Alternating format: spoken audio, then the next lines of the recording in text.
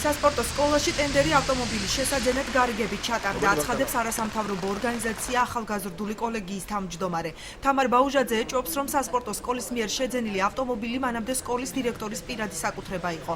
თამარ ბაუჟაძე აღნიშნული ფაქტის შესწავლას აჭარის განათლების სამინისტროს თხოვს. არსებობს საფუძვლიანი ეჭვი, რომ შეძენილი ავტომანქანა წარმოადგენდა სასპორტო სკოლის დირექტორის ყოფილ, ესე ვთქვათ, მის პირად საკუთრებას. და გამომდინარეიდან ჩვენ დღეს შემოვიტანეთ განაცხადი ამ საკითხის საფუძვლიანად შესწავლისა და ფინანსური დოკუმენტაციის გამოთხოვნის შესახებ.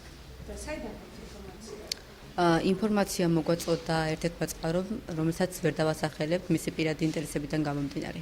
სასპორტო სკოლაში აცხადებენ, რომ დირექტორს BMW-ს მარკის ავტომობილი მართლაც ჰყავდა, თუმცა განსხვავებული მარკის და არა ის, რაც ტენდერით შეიძინეს.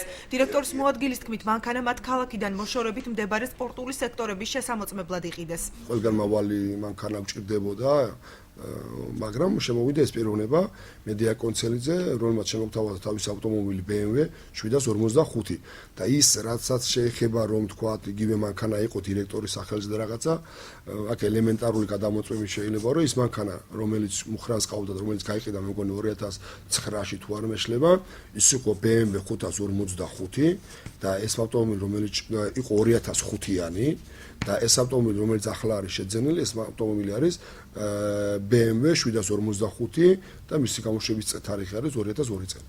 აჭარის განათლების სამინისტროში აცხადებენ, რომ საქმეს აუდიტის სამსახური შეისწავლის.